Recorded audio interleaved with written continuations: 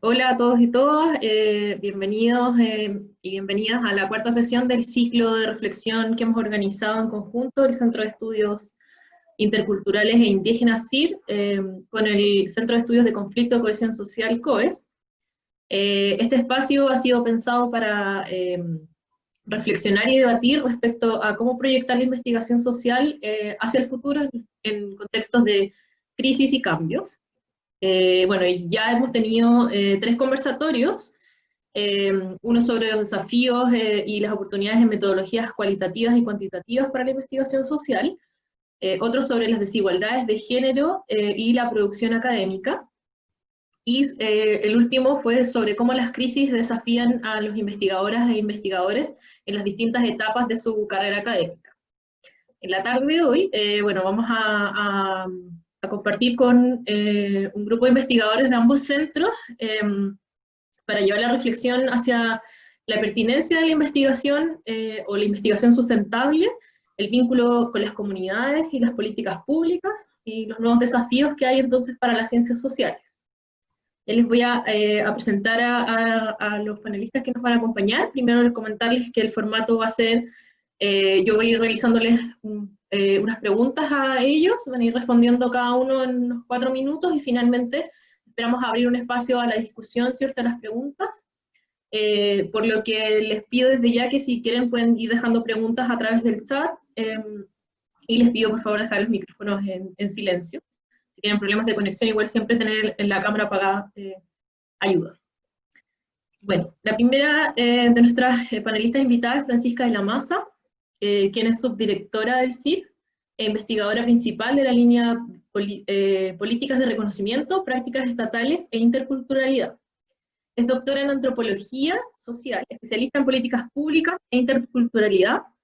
Su principal línea de trabajo es la antropología del Estado, donde ha indagado en los gobiernos locales, la interacción de funcionarios y agentes estatales, política indígena, entre otros. Además, se desempeña como docente e investigadora en el campus Villarrica de la Pontificia Universidad Católica de Chile. Bienvenida, Francisca. El segundo invitado es Miguel Fernández, quien es coordinador de la Unidad de Políticas Públicas de CIR. Es administrador público, magíster en Políticas Públicas de la Universidad de Chile y Master of Arts en Política Social de la Universidad de Brandeis, Massachusetts.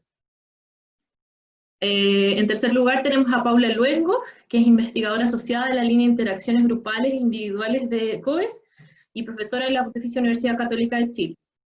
También investigadora del Centro Interuniversitario de Investigación sobre la Génesis y las Motivaciones de los Comportamientos Prosociales y Antisociales. Psicóloga de la Universidad Católica de Chile y doctorada en la Universidad de Sapienza de Roma. Actualmente es la encargada de la Unidad de Evidencia, Conexión e Incidencia de COES, ESI-COES.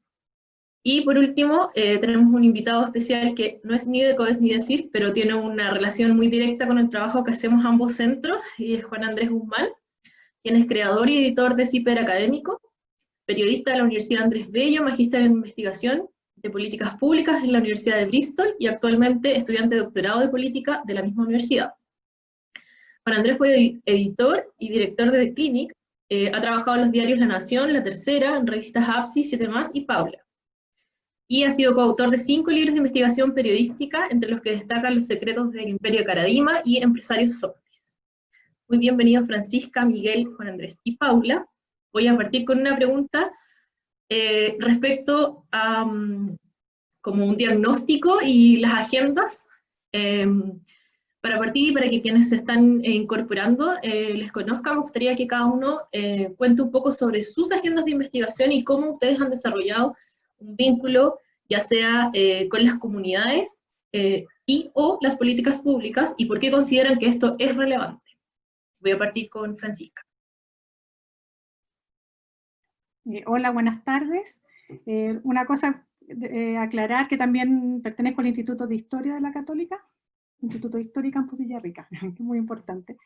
Gracias por estar aquí escuchándonos a esta hora.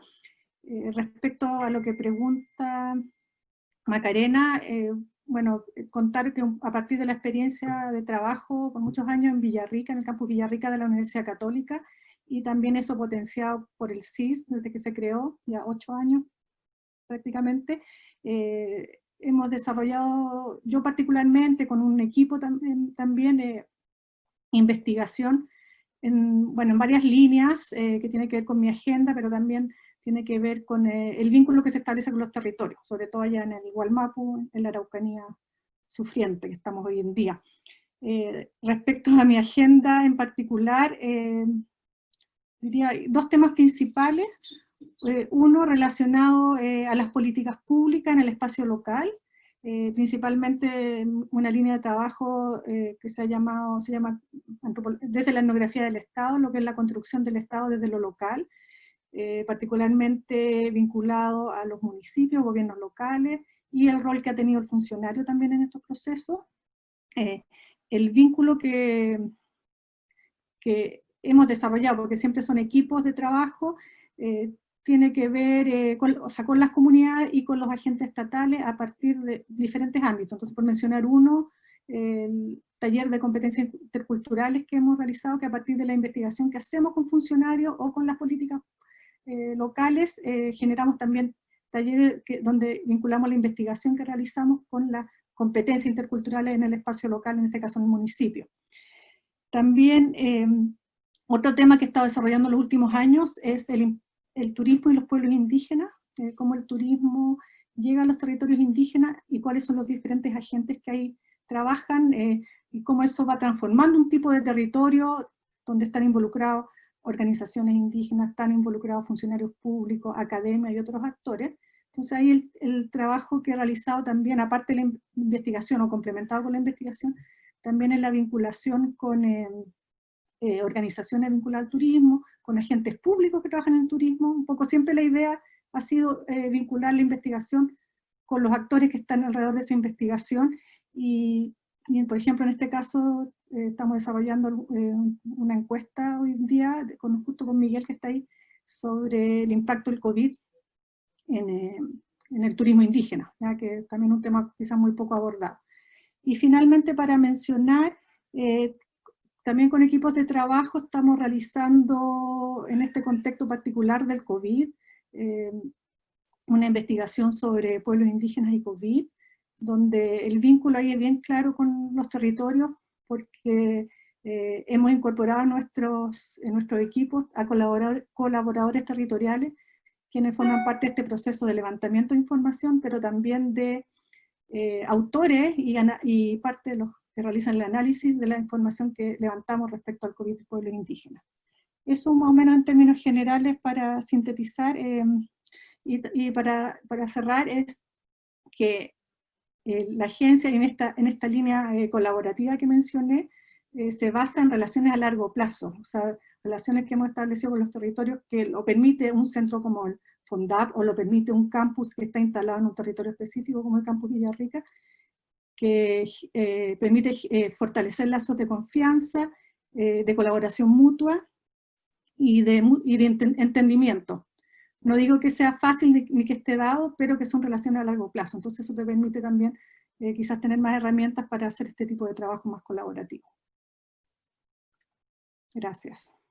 Gracias, Francisca. Importante el punto ese como del espacio como a largo plazo. No una intervención no sé, desde fuera y como sin generar ese espacio. Creo que es muy, muy relevante. Paula. Sí, muchas gracias, Macarena, muchas gracias a Sil y a COES por esta iniciativa, porque creo que sí, nunca es relevante que estemos conversando acerca de esto. Bueno, tú nos preguntabas acerca de nuestra agenda de investigación y de alguna manera cómo se ha ido desarrollando el vínculo con las comunidades con las cuales estamos investigando. En el caso de mi agenda de investigación, ha sido central la pregunta acerca del nivel de cohesión social. Desde mi formación como psicóloga me ha interesado investigar también las determinantes factores que están más asociados a la subjetividad y de alguna manera a la individualidad en la experiencia de la cohesión social y de la desigualdad. Y en particular me he ido concentrando cada vez más en la relación entre participación ciudadana y política, los compromisos prosociales en contextos marcados por la desigualdad social. yo creo que, bueno, que en un país como nuestro, como Chile, la ciencia social en general y la psicología en particular no puede quedarse al margen de este asunto acerca de las condiciones, digamos, de vida que facilitan o favorecen o de alguna manera obstaculizan las trayectorias de vida, digamos, mejores en términos de involucramiento social, involucramiento con la cosa pública, ¿no? Yo personalmente soy investigadora responsable actualmente en hipótesis que es una investigación aplicada, ¿no? Y en ese sentido, en una investigación aplicada, las preguntas de investigación se colocan, por así decirlo, a prueba en intervenciones reales, entre comillas, y justamente uno de los pilares de este tipo de investigación es dar cuenta en la complejidad, ¿no? Complejidad que reside en los problemas sociales. Y por lo tanto se considera la investigación, y consideramos la investigación como un ejercicio particular de transformación social. Nosotros probablemente estamos en términos de diseño de investigación, así un experimento con control aleatorio, en el que aplicamos, digamos, un modelo teórico, que a su vez fue fruto de evidencias longitudinales de varios años de investigación, en el que establecemos cuáles son los principales determinantes o antecedentes de la participación ciudadana, en los jóvenes en particular, lo que dio vida a un programa de intervención que se llama Cívico y que está siendo desarrollado, un programa psico y socioeducativo que está siendo desarrollado en escuelas, en el contexto escolar, en la región metropolitana hasta ahora. Tenemos en plan este año ir a la Araucanía, pero no ha sido posible por la crisis sanitaria y bueno, las condiciones no lo han permitido. Pero lo que hacemos básicamente es trabajar este modelo teórico que ha sido fruto de estas investigaciones longitudinales, ponerlo en diálogo con la realidad y hacer este ir y venir entre investigación y teoría, digamos, de alguna construcción de elementos teóricos. Retroalimentación. Disculpa, ¿Sí? Que se escucha muy entrecortado, como, no sé si se puede ser como tu conexión o quizás tienes conectado dos, estás conectado por dos partes, ¿puede ser? No, ¿No? Ah, es que se no, en escucha, teoría no, ya en teoría mi conexión hasta ahora funcionaba bien, a lo mejor si me acerco un poquito es mejor, sí, se te escucha mucho mejor. ¿sí? Ya. Bueno, no sé no sé si me escucharon hasta ahora, pero espero que sí. Un No poquito. creo, no repito todo de nuevo. Pero sí, eso era contarles bueno, que estamos desarrollando este programa en este momento en 16 escuelas de la región metropolitana y en particular este año trabajando con 6 escuelas nos hicimos la primera pregunta de si seguir o no en términos de productividad científica no era muy conveniente. De nuevo, no se ¿Sí? escucha. ¿No se escucha? No. Chuta. Ya, a ver, sigamos con los otros participantes, me voy a desconectar y volver a conectar, ¿ya? Ya, ok, Ya, mejor. Sí, vale. Por sí. mientras, antes de pasar a Miguel, así como un breve resumen, yo puedo contar un poco, conozco algo del trabajo de Paula. Paula, además de estar encargada de esta unidad que está impulsando el Centro COES de levantar la evidencia y buscar la investigación aplicada, ella por varios años ha estado a cargo de un de una intervención que se llama Procívico, que tiene que ver un poco con su agenda de investigación en el fondo de las actitudes prosociales y hacen intervenciones en escuelas y colegios. Algo que comentaba ella, bueno, ahí es un poco que esta imposibilidad que han tenido ahora de este año de como no han habido clases, también de poder avanzar en la intervención con los niños en edad en edades más pequeñas, en el fondo, como eh, entre el, si no me equivoco, entre el quinto y séptimo básico es donde se hace este trabajo, en el fondo, como generar habilidades sociales en la práctica con estudiantes. Miguel, si nos puedes contar un poco sobre tu agenda y... Hola, bueno, muchas gracias por la invitación y bienvenidos todas y todos. Bueno, les cuento más o menos la línea en la que trabajo yo, a diferencia de las que están de Paula y de Francisca. Esta no es una línea de investigación propiamente tal. Nosotros no tenemos temas de investigación en la unidad de políticas públicas. La unidad de políticas públicas del CIN nació hace un par de años atrás. para justamente difundir los resultados de investigación y trabajar a partir de los resultados de investigación en buscar formas de incidencia en política pública. Entonces, ese ha sido el esquema. Y durante la primera parte de eso hubo una etapa de construcción principalmente de cuáles eran las líneas de acción que se podían desarrollar en esta unidad para lograr esos objetivos de incidencia, y teníamos algunos productos específicos para eso. Uno era desarrollar una línea de publicaciones que se llaman los Policy Papers, donde se invitan a tanto investigadores externos como de los mismos investigadores del centro a que puedan presentar reflexiones a partir de los resultados de investigación y propuestas específicas que se están dando en la discusión legislativa o en políticas que se están implementando o evaluando. Estábamos en eso cuando hemos sido cruzados fuertemente por la contingencia, primero por el estallido de octubre del año pasado, y bueno, y ahora por los temas de COVID. Pero desde octubre la unidad se ha dedicado principalmente, está abocada a todo lo que es el trabajo del proceso constituyente. Entonces ahí hemos tenido, si bien hemos seguido trabajando en líneas que nos permitan conectar los resultados de investigación con la discusión de política pública, había un foco muy especial del centro en general, pero de esta unidad también muy en particular, sobre temas que están vinculados a la discusión que se está dando en este proceso constituyente, con el reconocimiento de los pueblos originarios y con la participación que ellos van a tener en este espacio de generación de una nueva constitución.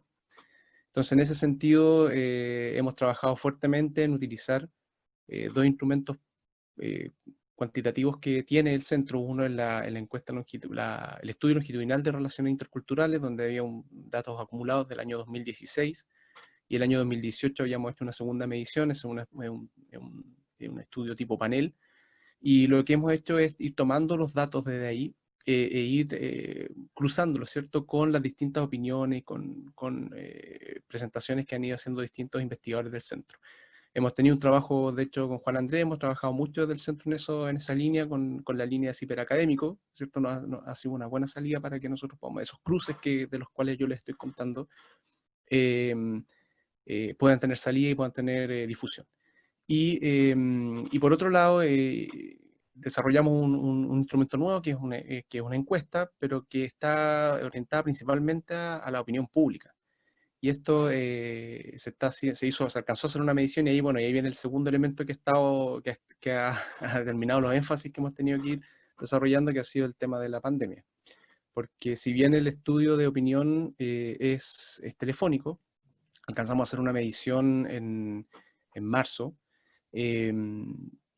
pero el contexto de pandemia, como cambió toda la planificación y el calendario del proceso constituyente, también obviamente obligó a que nosotros tuviésemos que redefinir las distintas etapas en las cuales vamos a desarrollar este instrumento, que tiene al menos 4 mediciones, ¿cierto? Una por cada etapa del proceso, una antes del plebiscito, después vamos a tener una durante el proceso de elección de los miembros de la asamblea en caso de que ganara la opción apruebo, y luego una medición durante el trabajo de la asamblea, durante la redacción de la carta, y al final uno del proceso de salida.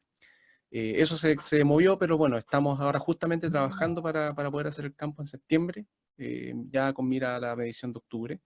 Y también tenemos que hacer la tercera medición del estudio longitudinal. Entonces, hemos estado muy abocados a eso y centrándonos bien principalmente en cómo afrontar las dificultades que este contexto de pandemia nos ha impuesto para desarrollar esos trabajos, principalmente el tema de Elri, que tiene trabajo de campo, trabajo presencial, es cara a cara, ¿no? Eso les puedo contar en estos breves minutos. Muchas gracias, Miguel. Juan Andrés. Sí, ¿lo tenemos por ahí o no? Ahora sí, ¿me escuchan? Sí. ¿Escuchan? Bueno, leer esta conversación. Casi todos están en este panel, que uno va directamente con otros. Juan Andrés, no te escucha. No. Un segundo.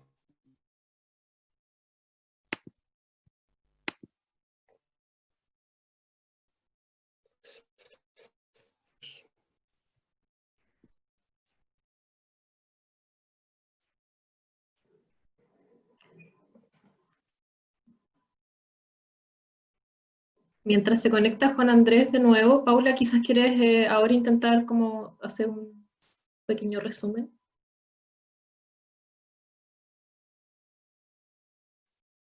Ahí está, sí. Bueno, tú nos habías preguntado, Macarena, aparte de nuestra agenda de investigación, ¿en qué áreas vemos que nos estamos, es decir, de alguna manera, cómo ha sido el vínculo con las comunidades en las cuales estamos investigando y con las cuales estamos colaborando? Nada, y les estaba contando que en nuestro caso, en el caso de la investigación que en particular desarrollo yo, en particular con un equipo de coinvestigadores y de jóvenes educadores y también investigadores, estamos trabajando, sí, con escuelas en entornos de vulneración, digamos, de distinto nivel, y la verdad es que ha sido súper interesante en este contexto de pandemia hacernos la pregunta, porque obviamente estamos trabajando una investigación aplicada que se coloca dentro de un tema importante en términos de la contingencia, que es la participación ciudadana, los comportamientos prosociales, la responsabilidad ciudadana en un contexto de pandemia. No ha sido menor, digamos, observarlo desde cerca. Y bueno, ha sido súper interesante también hacernos la pregunta de si seguir o no, porque en términos de recursos, de productividad científica, era un riesgo seguir trabajando con escuelas que están en este momento cerradas, no estamos en lo presencial, y decidimos seguir colaborando con las instituciones, con las comunidades, decidimos arriesgar de alguna manera, y ha sido súper beneficioso en términos interesantes lo que se ha dado en términos del vínculo con las comunidades, que han sentido de alguna manera encontrarse, romperse estos estatus en los que a veces nos colocamos desde la academia, y seguramente nos hemos podido colocar mucho más simétricamente, mucho más caminando al lado de las dificultades que se han visto en las distintas comunidades, ¿no? En particular, en las comunidades también dentro de la región metropolitana más golpeadas por la pandemia, en términos de niños que se han quedado también, y niñas, adolescentes que se han quedado al márgenes de la vida virtual, de la conectividad, etcétera. Hemos hecho una opción especial por acercarnos a esas familias, más allá de la investigación en sí, ¿no? Como de compromiso con las personas y las comunidades, y eso creo que ha sido importante. No sé si, bueno, si me sigo alargando en esto, pero bueno, ahí tiene mucho que ver, digamos, con lo que vamos a seguir conversando sobre el tema de sustentabilidad en investigación. Muchas gracias. Juan Andrés ya regresó. Vamos a ver si es que está con conexión. Si sigue con problemas, quizás como apagando la cámara, puede ser como se escucha de repente mejor. A ver, probemos. ¿Me escuchan? ¿Sí? No, no se ¿No? escucha bien. Apaga la cámara, a ver. Voy a comentar que Juan Andrés está en Voy a apagar. Inglaterra. Por ahí viene el problema de A conexión. ver. ¿Sí? Creo que ahí se escucha un poco mejor, a ver. ¿Sí? Sí. Bueno, voy a intentarlo y ustedes me hacen gestos si no se escucha. Okay. Básicamente CIPE académico, un poco de color, porque CIPE académico abogado es una iniciativa desde el periodismo para tratar de un puente con la academia, un puente que tratamos de hacer intuitivamente mucho antes del 18 de octubre, pero que el 18 de octubre potenció a unos niveles que no habíamos soñado y en algún momento más que se transformó en un desafío enorme el hiperacadémico. Lo que nosotros tratamos de hacer, el concepto central que trataba de resolver Ciperakadémico era resolver una serie de problemas que tiene el periodismo, la falta de recursos, el problema de fake news, de la información, no todo lo que podemos llegar como fake news, quizá mucha más falsa que los fake news. Y el otro gran problema que veía nuestras propias de tener suficientes recursos para... No te escucho, ¿sí? no. Que no, ahora último no te nada. estoy escuchando. No, ahora, a ver. Sí, yo creo que así un poco, quizá un poco más lento, puede ser que te... Voy a hacer más... Bueno, eso es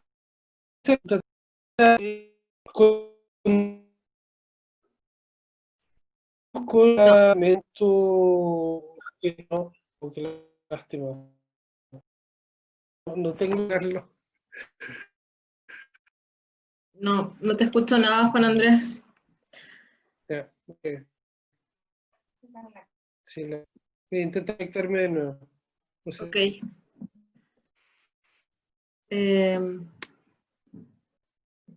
En honor al tiempo, un poco, le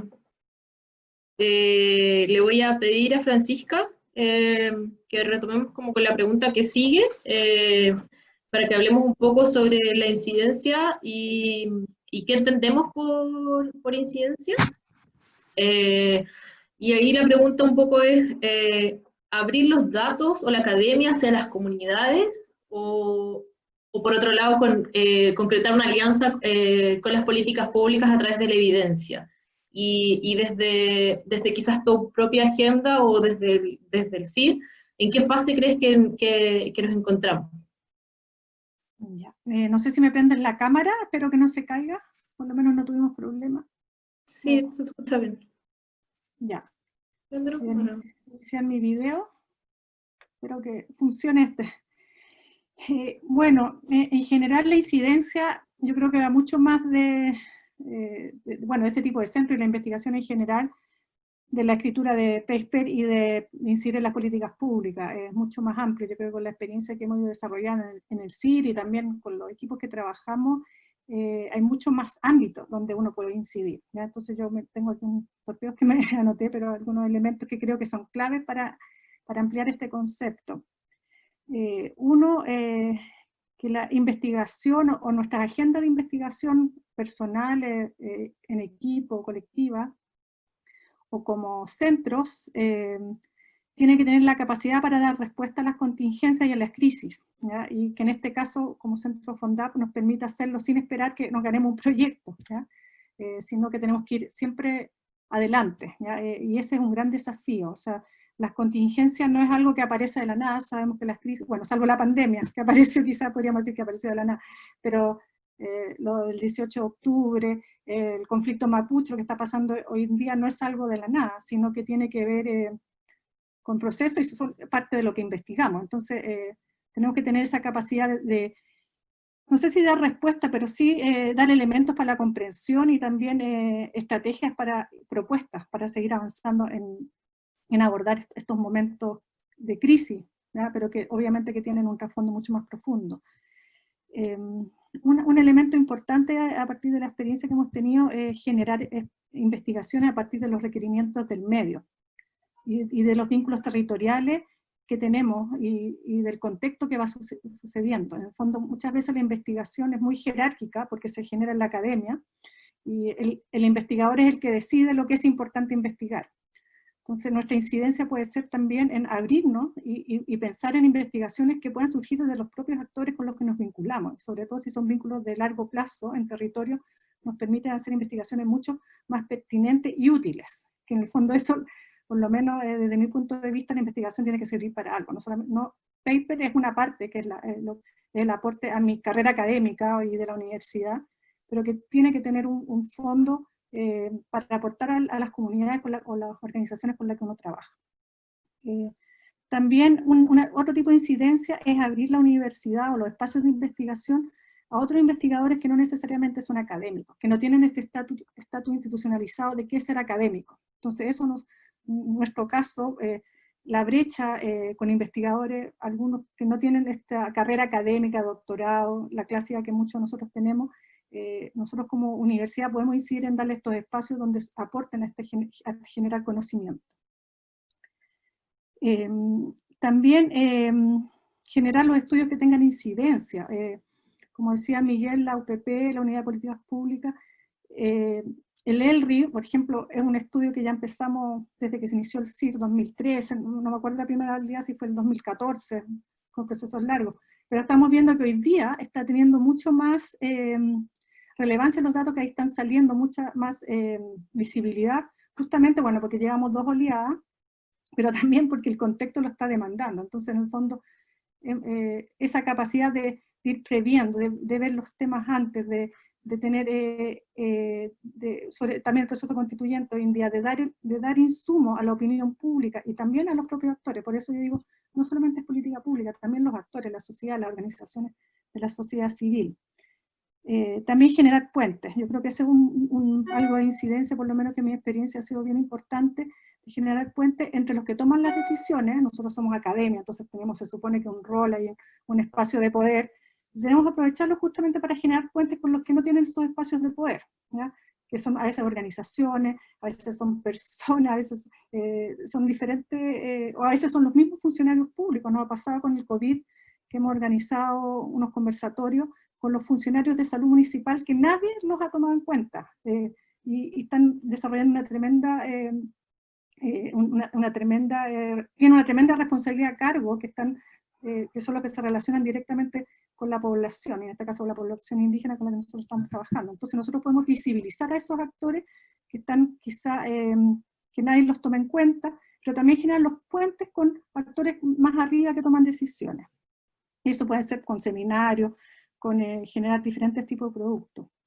Entonces, creo que como investigadores tenemos una gran responsabilidad de ser creativos en lo que investigamos, que sea pertinente, y los productos que hacemos tienen que ser amplios, diversos, y que tienen que incidir en diversos actores. Y en mi caso, por lo menos, mi posición, que especialmente tiene que trabajar con los que estamos, con nuestro tema, que tiene que ver con los pueblos indígenas, tiene que trabajar con la sociedad, o en este caso con funcionarios municipales, con los actores que están que en los espacios de poder, podríamos decir, están más abajo. Con eso yo creo que ilustra un poco esta visión de incidencia que yo tengo, que es un poco más amplia que políticas públicas y paper. Gracias. Muchas gracias, Francisca. Paula. Si quieres me das el pase al video, que creo que... Ahí está. Sí. Bueno, la pregunta sobre la incidencia creo que es una pregunta tremendamente valiosa para este momento. De alguna manera, quizás siempre la colocamos la incidencia como en el último eslabón de la cadena, ¿no? Y de alguna manera siempre, bueno, hacemos investigación para ver si después tiene incidencia, ponemos en nuestros papers generalmente en los últimos párrafos, indicaciones para políticas públicas, ¿no?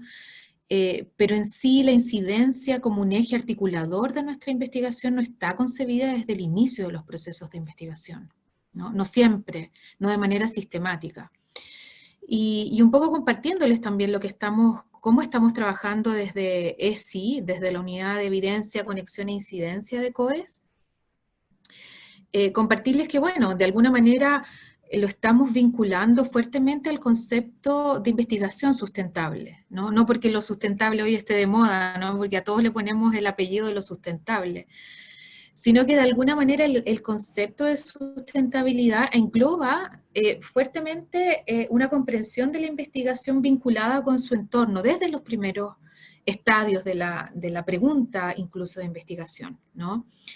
Y de alguna manera nos ayuda como a colocar el mundo académico en una relación de simetría con el contexto con el cual está involucrado, ¿no? Y por lo tanto se supera un enfoque mucho más autorreferencial, y creo que ahí tendríamos que impulsar fuertemente la investigación en ciencias sociales también por el objeto de nuestro estudio, ¿no? La relación entre investigador y actores sociales se vuelve justamente más igualitaria, más simétrica, más de reciprocidad, más de co-construcción, ¿no? Lo que implica seguramente una voluntad ética de transformación social. O sea, lo que yo les contaba antes acerca del proyecto procívico que estamos haciendo en escuelas de la región metropolitana, implicó digamos, un riesgo, ¿no? De no excesiva productividad científica, cuando tú colocas a la comunidad en el centro, de alguna manera arriesgas, en términos sobre todo de cómo vas a trabajar la complejidad, dónde vas a poner el énfasis, en tus preguntas o en sus necesidades, ¿no? Yo creo que de alguna manera esta dicotomía se rompe, porque de alguna manera si colocas el centro en la comunidad y en la persona y tú eres un actor más en la construcción del conocimiento, se enrobustecen también las preguntas de investigación, adquieren mucho más espesor, dan mejor cuenta de la complejidad, y por lo tanto la dicotomía de alguna manera entre investigadores y actores sociales se rompe, ¿no? En ese sentido también, por ejemplo, desde COES, estamos en el último tiempo también con una intencionalidad mucho más fuerte y más sistemática de incidencia en esta lógica, ¿no? Obviamente estamos recién impulsando algunas iniciativas, pero también hay otras que en los años que lleva COES nos han permitido hoy poder quizás posicionarnos un poquito más en el debate público, en el observatorio, por ejemplo, ahora del proceso legislativo, que va a ser muy importante. Hemos realizado también un trabajo no menor con un observatorio de conflictos y de huelgas laborales. Ya estamos en la 4ª ola del estudio longitudinal social de Chile, de ELSOC, lo que nos está permitiendo en este momento, por ejemplo, elaborar algunos informes importantes que están teniendo una cierta llegada en los hacedores de políticas públicas. No sé, tenemos varios proyectos, más de 20 proyectos que plantean directamente incidencia en políticas públicas, y hemos trabajado también con dos iniciativas, 2 encuestas importantes, COVID-19 y el termómetro epidemiológico y social de la epidemia COVID-19 en Chile. Pero yo creo que el debate y la pregunta que tú colocas, Macarena, es bien interesante en este sentido.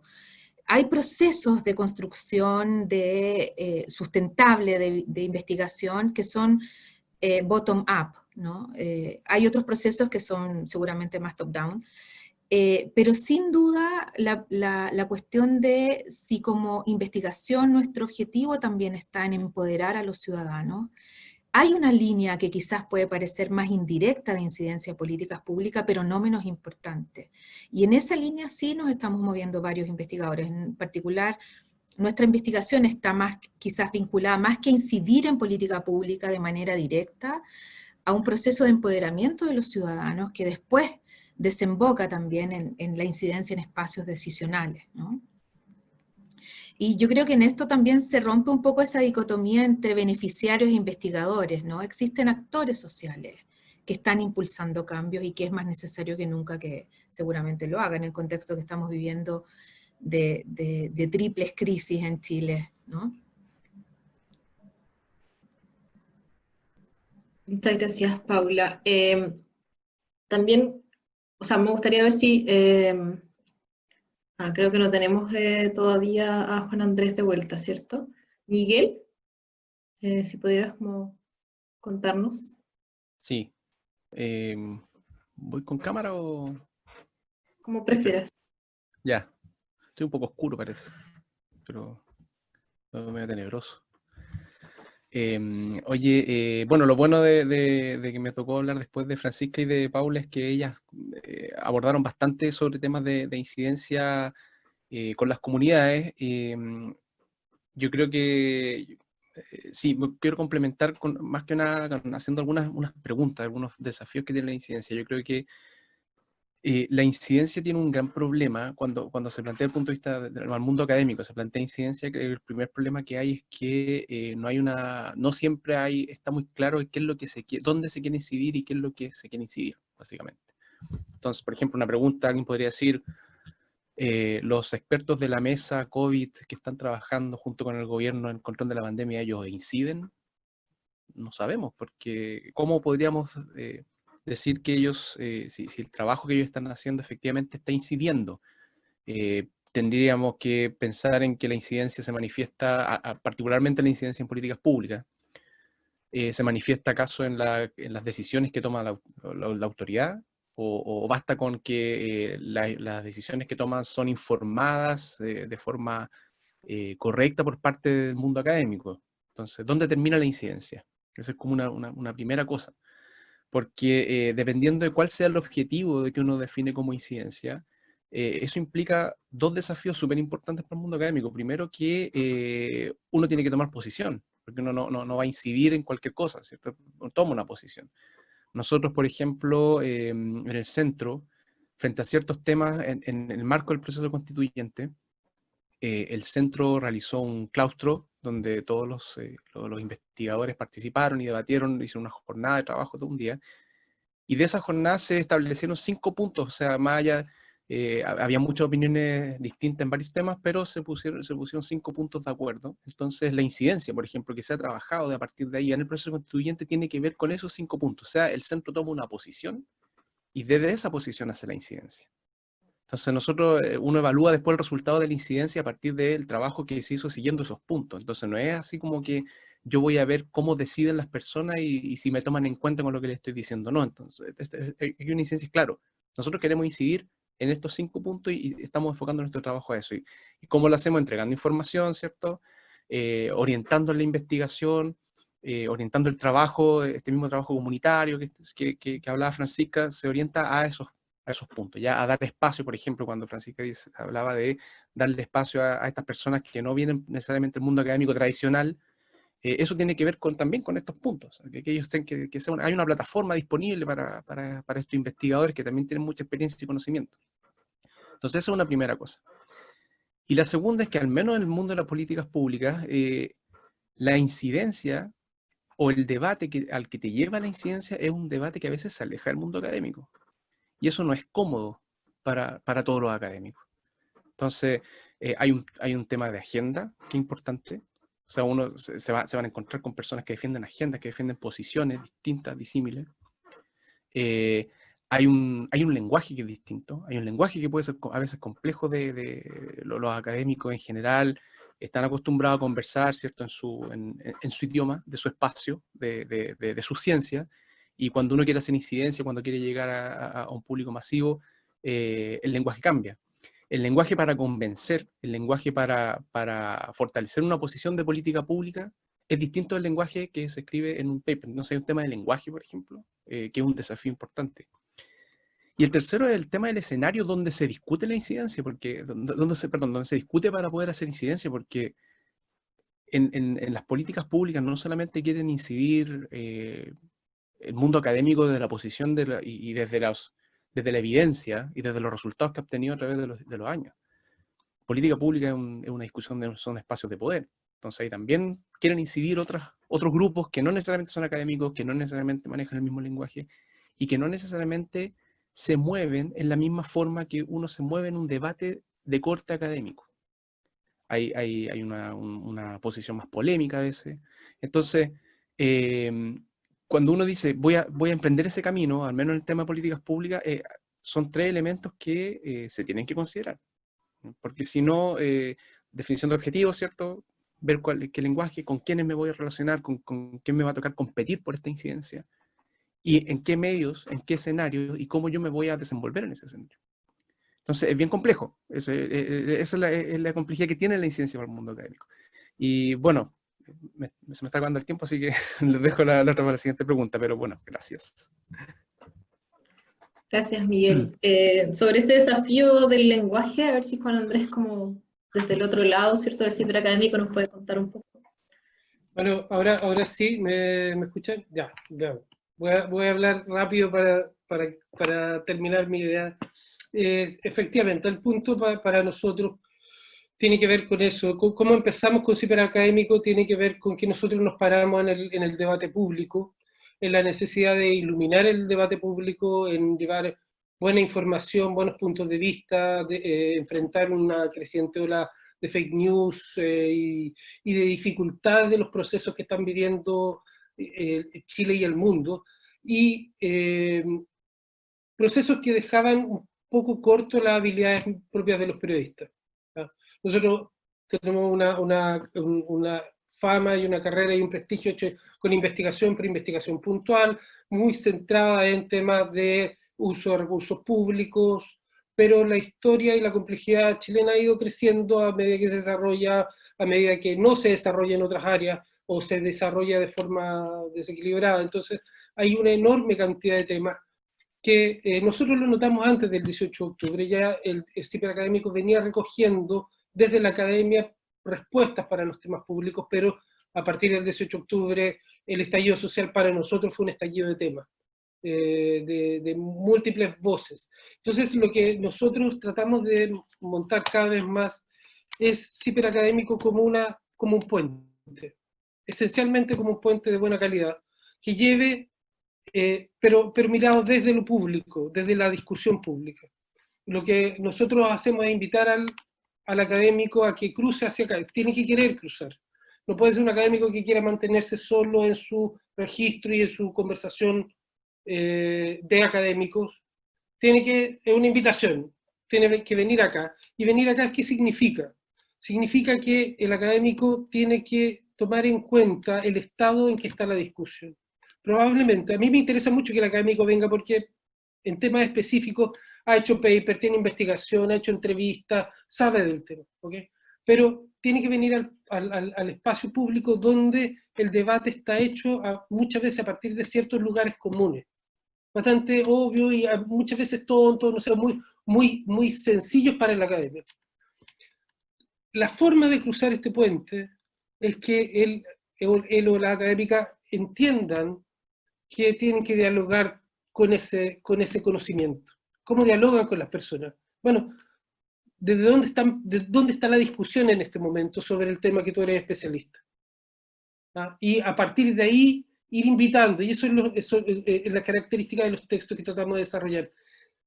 Que él o la académica le digan al lector, mire, yo sé que usted piensa sobre este tema A, B, C, qué es lo que dicen los matinales, qué es lo que dice la conversación de la calle, esto usted piensa.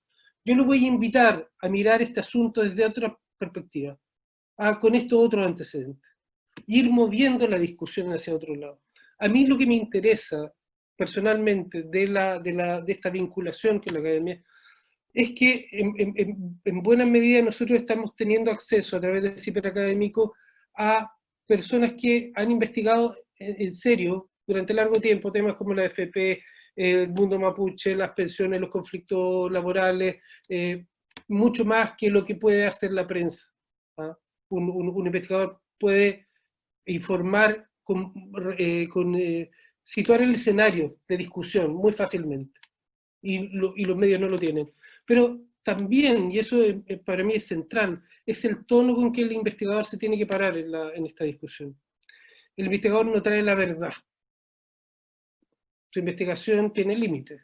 La hizo durante un periodo de tiempo con 50 entrevistas, las afirmaciones que puede hacer son para esa situación, y más allá de eso es discutible, debatible, o sea, son propuestas de diálogo. Yo sé esto hasta aquí.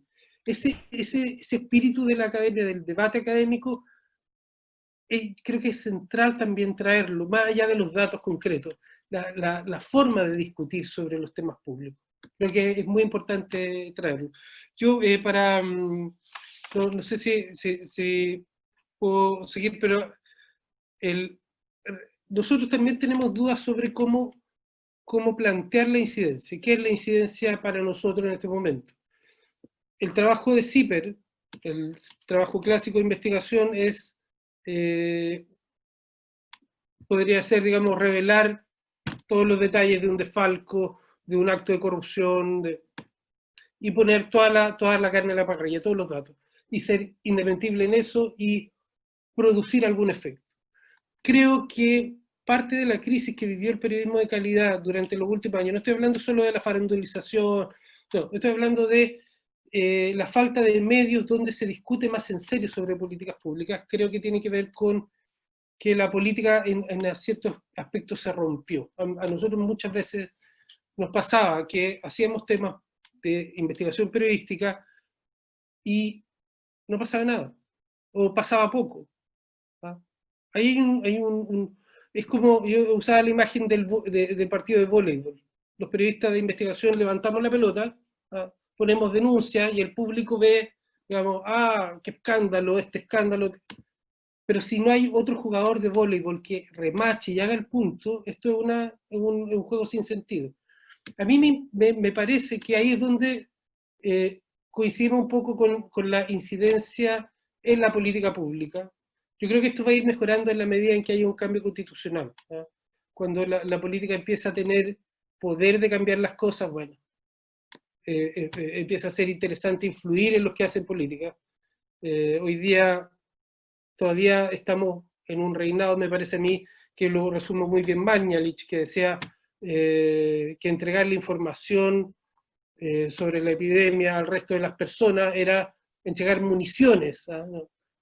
O sea, la información no es algo que se comparte y se debate, se dialoga para tomar medidas públicas, sino algo que va a ser usado en contra de mi gobierno, entonces tengo que mantenerlo cerrado. Entonces, creo que todavía estamos en una política mirada así, y en un contexto así es muy difícil hacer política pública, porque tratar de influir no es, se mira como tratar de influir políticamente, simplemente. O sea, estás tratando de llevar la discusión hacia tu color ideológico, no hay debate ahí posible. Creo que eso va a ir cambiando, yo tengo la esperanza. Pero nosotros nos hacemos la pregunta de cómo bajar, cómo hacer todo el tiempo, cómo hacer el diálogo. Ciberacadémico no es un espacio en que los académicos conversan entre ellos. O sea, a ver, él o la académica no eligen entre publicar el ciberacadémico o Palgrave, por decir alguna cosa. No, esa no es la elección. La elección es publicar el paper donde tienen que publicarlo y pensar si le van a dedicar unas 5 horas además a transformar esa investigación en algo que pueda dialogar en el público, buscando alguna incidencia, buscando mover las cosas lentamente hacia una mejor comprensión del problema, hacia plantear las preguntas de una manera. Entonces, nosotros como CIPER estamos intentando ver cómo modelar el poder que está teniendo CIPER académico, cómo hacerlo más útil, en el sentido de influir en políticas públicas, pero también en llegar a las personas que están viviendo los problemas que se están estudiando. Yo creo que esa es una dimensión que han tocado acá, digamos, que creo que es un tema urgente. El estallido social es un estallido de personas que no encontraron respuesta a sus problemas, que la academia probablemente los conoció, pero no los anticipó como estallido. Entonces, hay una bajada al ciudadano común que todos tenemos que hacer y que también es un desafío para nosotros, porque no solo la academia no lo vio venir, no solo la política no lo vio venir, los periodistas tampoco lo vimos venir, y estamos todos tratando de entender cómo evitar que eso pase de nuevo, o que haya diálogo. Muchas gracias, Juan Andrés. Bueno, sí, Perer, como bien decías tú, un puente súper importante para ambos centros FONDAP en esta alianza, este convenio que tenemos de colaboración de CIPER académico. Y lo decía también Miguel, o sea, creo que es como uno de los pocos espacios periodísticos que hoy día, con el que hoy día cuenta la academia, en el fondo, para vincular el trabajo a la investigación en espacios mediáticos o periodísticos donde poder jugar también con esto del lenguaje, en el fondo pasar del lenguaje académico al lenguaje un poco más cercano o más vinculante con las comunidades. Y un poco para ir también cerrando, la última pregunta va un poco hacia allá, y es como cuáles son los desafíos finalmente para ir más allá del paper y buscar este impacto social en la investigación académica. Y cuál es el rol que ustedes consideran que deben cumplir como investigadores o como representantes de los centros en esta etapa de crisis y post-crisis. Francisca, te dejo a ti primero. Ya, bueno, pregunta, pero un poco la misma línea, creo que como centros y como investigadores tenemos que ser capaces de bajarnos de nuestro pedestal de académicos, de investigadores, ir abajo, ir a terreno, ir al terreno, ser capaz de tener cierta flexibilidad en nuestros temas de investigación y cambiar la relación también que tenemos con las organizaciones, con las comunidades, con las sociedades. O sea, creo que tenemos mucho que aprender de ellos y nosotros estamos en una posición que podemos hacerlo, porque tenemos un financiamiento asegurado, por decirlo de cierta forma, unos años más, de aprender de ello y de buscar las soluciones en conjunto, de generar propuestas en conjunto, pensando en esta línea de incidencia.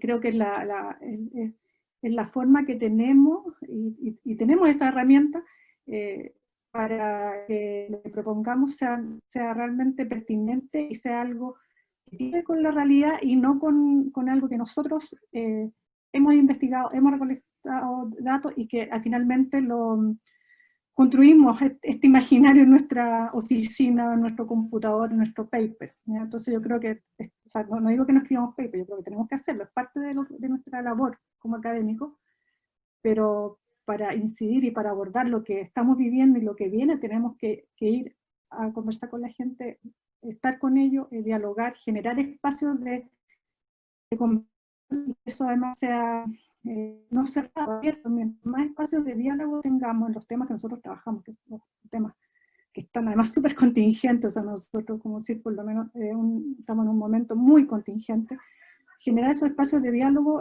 donde demos el espacio a los diferentes actores, nosotros también, pero también a otros actores que no tienen esos espacios. Yo creo que ahí ese es un desafío que nosotros como Centro FONDAP, como investigadores lo podemos hacer, tenemos las condiciones para hacerlo, y creo que eso realmente aporta a ver qué camino seguir. O sea, no tenemos la solución de los caminos y eso lo podemos hacer en conjunto con la gente con la que trabajamos, con la que estamos, por algo somos centro por ellos en el fondo, y con ellos. Así que eso para hacerlo corto, no ser muy largo, ya que estamos bastante pasados. Gracias. ¿Paula? Sí, yo creo que desde con distintas tonalidades, pero vamos encontrándonos en muchas dimensiones, es decir, cuando hablamos de simetría en la relación con los actores sociales, cuando Francisca dice bajémonos del pedestal, cuando Juan Andrés dice, bueno, una implicancia real también digamos, desde una dimensión igualitaria en la construcción del conocimiento, abandonar nuestras verdades. Yo creo que estamos diciendo de alguna manera todos algo muy convergente, ¿no? Yo creo que acá hay fondos públicos muy importantes, primero que nada. Esta crisis sanitaria nos ha puesto una pregunta fuerte sobre el sentido de lo que hacemos. Ninguno de nosotros se ha quedado igual después de esta digamos, de esta experiencia que hemos vivido como humanidad, como país, como ciudadanos, digamos, frente a la desigualdad que ha emergido de una manera dramática. Yo creo también que en este escenario lo interdisciplinar también es una clave de respuesta hacia el futuro, ¿no? De alguna manera, cuando hablamos de conectar con las comunidades, conectar con las necesidades y la complejidad, digamos, de los problemas sociales y expresados también en los últimos movimientos sociales en Chile, yo creo que estamos hablando justamente de una necesidad de abarcar desde lo interdisciplinar fuertemente, digamos, esta complejidad, y por lo tanto, no sé, si pienso en los fenómenos nuevos, pensando en tu pregunta, Macarena, hacia el futuro, ¿no? Claro, la digitalización de la participación ciudadana es un fenómeno que requiere una mirada interdisciplinar, y que es lo que seguramente se viene, en términos también de la conexión con nuestras comunidades, que no va a ser necesariamente presencial, va a ser virtual en muchos al menos de los procesos que vamos a enfrentar en lo inmediato, ¿no? Yo creo que acá también se trata de una cuestión de un movimiento intencional, ¿no? Yo creo que investigadores, academia, centros FONDAP como los nuestros, obviamente tenemos estándares que nos colocan dilemas, ¿no? pero sí tenemos márgenes para la acción importantes, y en esto no, creo que es un movimiento que tenemos que hacer intencional de búsqueda de conectividad con los actores sociales, con las comunidades. Nosotros ahora, por ejemplo, vamos a alargar un seminario y una línea de formación para nuestros investigadores en cómo escribir notas de política pública, cómo entrar en ese lenguaje dialogante del que hablaba Juan Andrés antes, porque no estamos preparados para eso, porque como investigadores no nos prepararon para eso, ¿no? Eso ha sido un optional, ha sido parte de algunos que a lo mejor nos interesa un poco más esta cosa de la política pública, de la conexión con el medio, pero sí hay mucha motivación para eso, ¿no? Yo creo que de alguna manera una investigación sustentable produce cambios, ¿no? Pero sobre todo tiene que dar voz a los grupos más vulnerables de la sociedad, y esa es una opción ética. Yo creo que en ese sentido estamos convocados a acortar las distancias, a tocar los contextos, a no quedarnos encerrados en nuestras preguntas y en nuestros laboratorios, ¿no? Sino que justamente, como decíamos antes, a vincularnos. Y bueno, últimamente se habló mucho de cultura de cancelación, tenemos mucha polarización también en el ámbito, también en nuestros ambientes académicos. Yo creo que este espíritu del diálogo del que hablábamos antes tiene que ver con construir también desde la academia una democracia mucho más saludable de la que tenemos, ¿no? Gracias. Miguel. Ya, oye, bien breve porque... Hola, bien breve porque sí, como que se van repitiendo o sea, la idea, tenemos harto acuerdo en hartas cosas. Yo creo que, yo solo agregaría de que así como la pandemia ha cuestionado la forma en que venimos haciendo muchas cosas y probablemente después de superar esta crisis en algún minuto van a cambiar muchas formas de trabajo, ¿cierto? De formas de hacer clases, de forma de transportarnos, o sea, va a cambiar la forma en que vivimos. Yo creo que a lo mejor también va a cambiar el trabajo académico.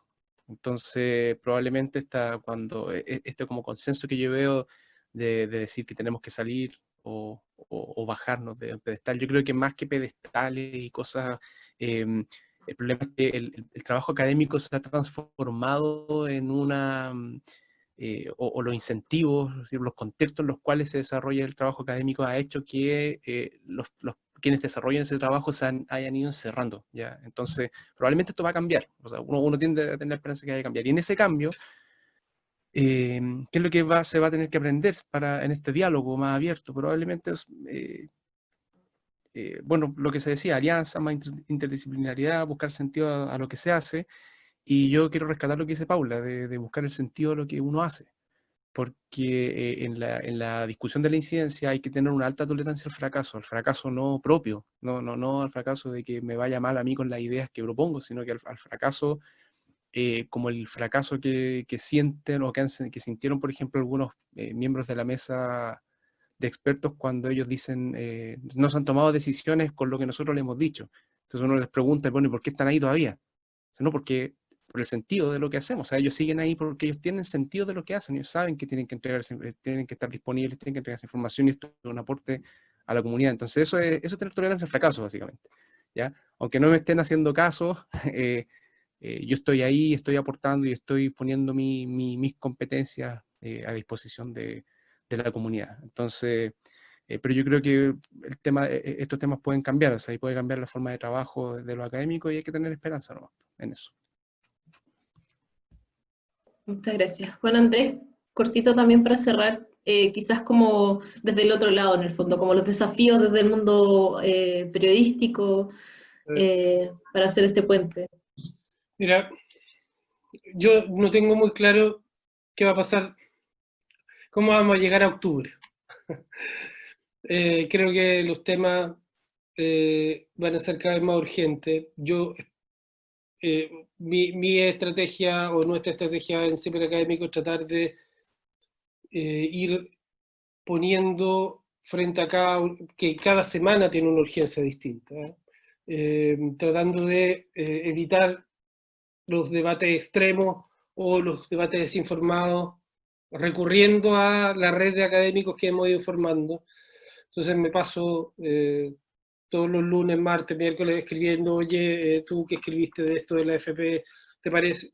Tratando de invitar todo el tiempo a académicos a cruzar el puente hacia el debate. Ahora, yo creo que es una época interesantísima, y están muchas cosas en riesgo, pero también es interesantísima en el sentido de que, en términos de discusión, estábamos muy, por decirlo de alguna manera, dominados por el aspecto del debate público, por una mirada económica, jurídica, muy de la católica, muy mercurial, y eso empezó a resquebrajarse. No digo que no haya economistas haciendo fila para dar su opinión en el Mercurio como siempre, eso sigue siendo así, pero ha habido muchos otros cruces de conversaciones cada vez más interesantes, y uno nota que la gente de otros lados, donde estaba concentrado ante el poder, empieza a mirar estos otros sitios de discusión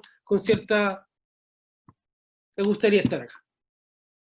Yo creo que hay algo ahí en la discusión pública, variada, a veces no tan precisa, a lo mejor todavía le falta más de fiesta. Yo veo Ciberacadémico como una gran fiesta donde algunos tienen una entrada VIP porque son socios, digamos, de Ciberacadémico, pero es una gran fiesta donde pueden encontrar de todas las voces. Y es muy curioso porque creo que en la medida en que hay estallido social, esta fiesta, este diálogo, tiene mucha más potencia. Hay mucha gente interesada en lo que está pasando acá. Las columnas que publicamos acá, es frecuente que tengan 30.000 visitas. Una columna de opinión que no es un producto masivo, digamos. Y hay interés, hay ganas de la gente de saber, de que le expliquen con claridad un punto de vista. No le explican la verdad, sino... Entonces creo que para adelante hay cómo ser útil. Yo creo que esa es la pregunta también. Ser útil a un proceso democrático, a un proceso que traiga paz, diálogo, pero ¿cómo ser útil? ¿Cuál es el mecanismo correcto para ser útil? Y es una cosa que yo creo que vamos a tener que ir descubriendo todo en el camino, pero creo que esta posibilidad no está. Hasta hace unos 5 o 6 meses no existía esta posibilidad en el imaginario. Y bienvenido a la fiesta. Yo creo que hay que mirarlo con una dosis de optimismo, a pesar de que hay, como digo, amenazas en el horizonte bien complejas, con el tema mapuche es el más cercano que tenemos ahora, pero ha habido hartas cosas peores y graves como esa. Eso. Muchas gracias, Juan Andrés. Desde la otra vereda, como encargada de comunicaciones, también está el desafío de cómo hacer que los investigadores pierdan un poco el miedo también de cruzar ese puente que tenemos con CIPER. Voy a leer una de las preguntas que es en general, para la mesa. Primero un comentario, alguien hace la acotación de que quizás más que incidencia se requeriría una implicancia territorial, suscitada a partir de una vinculación más sinérgica y estratégica entre el trabajo académico y la gestión pública, como siendo un aporte a lo que estábamos conversando durante el ciclo. Y la otra pregunta es, ¿podemos y cómo deberíamos aportar como Centro FONDAP a entregar insumos para la discusión durante el proceso constituyente? ¿Quién quiere tomar la palabra? Miguel me mira. Bueno, una cosa que por lo menos hemos trabajado en el CIRE tiene que ver con... hay mucho miedo en el proceso constituyente, sí, también como hemos estado hablando. Entonces una de las formas es como investigadores, como academias, como universidades, también compartir, difundir insumos sobre los procesos en otros países. Yo creo que eso es bien importante. Por ejemplo, el concepto de plurinacionalidad, que crea tanto miedo, el concepto de escaños reservados. La experiencia comparada te permite, si tú logras difundirlo con un lenguaje apropiado, te permite quizá dar más herramientas a la gente para que tome sus decisiones. y, por ejemplo, hay varios estudios que han hecho investigadores del CSIC sobre eso, y que son importantes porque son policy paper, que son más, no son tan complicados, son cortos, ¿ya? Entonces yo creo que como FONDA, como investigadores, se pueden generar varios insumos para la opinión pública, para un público amplio, sobre lo que significa un proceso constituyente, tanto internamente para el país, pero también con ejemplos comparados de otros países. Bueno, Miguel seguramente lo puede mencionar, pero también nosotros estamos generando un estudio de opinión también ya hicimos la primera ola, vamos a hacer la segunda hora, respecto específicamente al tema pueblo indígena, al reconocimiento constitucional, al tema de los escaños reservados, las políticas específicas para pueblo indígena. Entonces, generar ese tipo de instrumento, de investigación, de estudio, que uno pueda después difundir también los resultados, o sea, ayudar a la gente a tomar decisiones con herramientas que tenemos, ¿ya? Que son comparadas. Entonces yo creo que tenemos mucho que hacer como centro, por lo menos el de nosotros en tema pueblo indígena. También hemos hecho infografía, o sea, como que tenemos una gama de cosas que podríamos hacer y en eso estamos, porque además justamente un tema muy específico para nosotros que son la discusión del reconocimiento constitucional y de los escaños reservados. Entonces, en esa línea estamos, bueno, columna de opinión también en sí, pero o sea, una gama tremenda de posibilidades de lo que podríamos hacer, así para decirlo. Sí, yo también quizás me sumo a digamos, a esta pregunta, respondiendo también con algunos de los comentarios que ponían algunos de los participantes, súper, digamos, en sintonía con lo que, bueno, yo personalmente considero, y también creo que como COES estamos compartiendo fuertemente la necesidad, no solamente, y por eso yo me refería a los procesos bidireccionales, top-down y bottom-up, en el sentido de que construir un mapa de actores sociales, ¿no? En términos de la incidencia en políticas públicas como lenguaje tradicional, ha excluido de este escenario el rol fundamental de la sociedad civil. Y en este proceso, sobre todo legislativo, bueno, desde COE está este observatorio que está tomando una articulación bastante interesante del proceso legislativo. Y yo creo que este observatorio, que de alguna manera también ha identificado actores sociales relevantes, organizaciones de base, juntas de vecinos, una serie de, digamos, de actores vinculantes y vinculados al contexto desde las bases, yo creo que eso sí tiene que ver con cuando decíamos, se trata de empoderar a los ciudadanos también en este proceso, ¿no? Nuestro rol no es solamente a través de las hacedores de políticas públicas, sino que es a través desde las bases, desde los ciudadanos. Yo creo que en eso tenemos todavía mucho camino que recorrer y mucha transformación en el enfoque con el cual hacemos investigación. Pero yo creo que ahí se esconde una clave muy importante de lectura de cuál es nuestro rol. Macarena, yo creo que particularmente en el proceso constituyente un buen trabajo, un buen aporte que se pueden hacer de estos centros, sobre todo tanto de COES como CIR, es ayudar a romper algunos mitos, ¿ya? Francisca también habló de los miedos. Nosotros en nuestra primera medición del estudio de opinión, salieron cosas bastante interesantes, como por ejemplo que este temor primero que el reconocimiento constitucional de los pueblos es una cosa que es transversal. O sea, si no se ha hecho ha sido porque nadie lo entiende, ¿no? Es porque la elite política está en otra, básicamente. No es porque la gente tenga miedo, no es porque la gente no haya acuerdos. A nosotros nos salían números por sobre el 90% de gente de acuerdo con que se reconozca constitucionalmente a los pueblos originarios. Entonces, el proceso constituyente es un espacio donde, si se da la posibilidad de elegir una asamblea constitucional, por ejemplo, donde todas estas posiciones van a poder aflorar. Entonces, todos estos temores,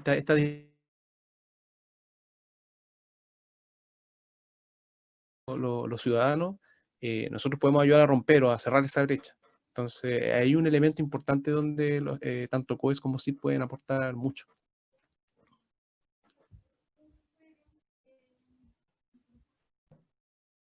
Gracias, Miguel. Juan Andrés, no sé si quieres hacer alguna última acotación. Sabes que yo creo que una experiencia, la experiencia del periodismo no son siempre replicables, no es ciencia, pero a lo mejor hay alguna enseñanza en lo que voy a contar. Yo creo que el proyecto ciberacadémico partió en su semilla inicial hace mucho tiempo, el 2011, cuando hicimos una serie de columnas con Fernando Atria sobre el sistema educativo chileno en medio de la marcha estudiantil. Y la gracia de esa columna, hoy día yo creo que el proceso se entiende mucho más, pero yo como periodista no entendía muchos vericuetos de la lógica del sistema educativo como está implementado en Chile, del financiamiento, del lucro, no la entendía, no la entendía. Yo creo que para mí fue un enorme aprendizaje, pero lo más importante es que esa serie de columnas la llevaban los entonces dirigentes estudiantiles en la mochila. Nosotros publicamos esta serie de columnas como libro. George Jackson hizo una presentación del libro y él decía que antes de ir a debatir con los parlamentarios en el Congreso llevaban las columnas de Atria y la iban revisando, la argumentación. Uno puede estar de acuerdo no con esa argumentación específica, no, pero ahí hay un caso súper, diría yo, a ver, de cuando se junta el hambre con el pan. ¿Okay? Podría haberse juntado el hambre con la carne y uno podría debatir, pero había una necesidad de un actor social que estaba necesitando orientación, no porque no supiera, no porque no entendiera el problema completamente, pero necesitaba así entenderlo en otras dimensiones. Y eso fue una experiencia muy interesante por el efecto que tuvo y nos ha hecho pensar, digamos, también en ya, cómo llegar a esto, digamos, empoderar con información, empoderar con lectura, empoderar con diálogo al ciudadano, y creo que es una forma que hay que estudiarla a fondo, digamos, no solo a través de ciberacadémicos, sino esta idea de, a ver, voy a tratar de ser súper claro con usted. Estas son las dimensiones, así funciona esto. Eso es útil, eso la gente lo agradece. Y creo que esa fue una... Ahora, no sé si es replicable, como digo, la experiencia de periodismo no son ciencia, pero fue muy potente eso, muy potente. Muchas gracias, Juan Andrés. Bueno, en honor al tiempo vamos a cerrar, pero quiero dejar una pregunta que alguien puso ahí al final, Roberto Cabrera. Quiero dejarla un poco como para la reflexión probablemente como de todos nosotros que estamos acá y quizás para puntapié un poco a la sesión que viene en 2 semanas más, y es, aquí esta persona dice una pregunta, que valdría la pena hacerse es si para lograr una mayor incidencia en la comunidad, en los espacios decisionales o compromiso territorial, se requeriría repensar la estructura de los incentivos en la academia. Creo que esa es una pregunta que, bueno, ambos centros me imagino que más de alguna vez se lo han planteado, y la próxima sesión, que es en 2 semanas más, el 25 de agosto, van a estar presentando los directores de ambos centros FUNDAP, de CIR y de COES, María Luisa Méndez y Pedro Meje, quienes van a abrir el espacio y la reflexión con el tema de reorientación estratégica de los centros COES y CIR frente a la actual contingencia, los límites, las posibilidades y la investigación social para abordar las crisis social, política y sanitaria. Yo creo que ahí calza perfecto esta duda que plantean dentro de los asistentes, ¿cierto? El repensar la estructura de los incentivos de la academia también es parte un poco de los desafíos que también tienen los centros FUNDAP. Bueno, les agradezco a Francisca, a Miguel, a Juan Andrés y a Paula por su tiempo, por sus reflexiones, y también le agradezco a todos y a todas por haberse conectado el día de hoy, y también por sus comentarios, sus preguntas. Les recuerdo que esto va a quedar grabado y lo vamos a poder compartir en el canal de YouTube de ambos centros, por si alguien no pudo conectarse, y les pedimos las disculpas del caso de que la virtualidad a veces nos complica, ¿cierto? Y tuvimos algunos problemas técnicos durante la conexión. Eso. Muchas gracias y buenas tardes a todos. Gracias, Macarena, gracias a todas y a todos. Gracias. Muchas gracias. Muy bien. Chao. A todos, Juan Andrés, Paula. Chao, gracias. todos.